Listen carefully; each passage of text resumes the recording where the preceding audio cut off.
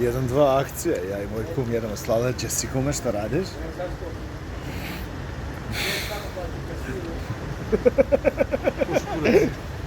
Kume, hvala ti na ovom sladoledu.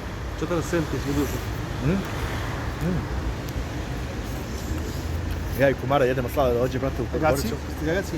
Sad ću, brate, samo... Mi damo di prima. A gdje je kumoj?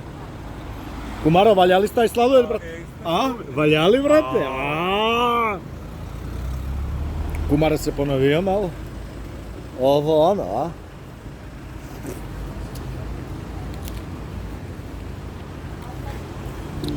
Reči nešto, brate. Mjau! Mjau!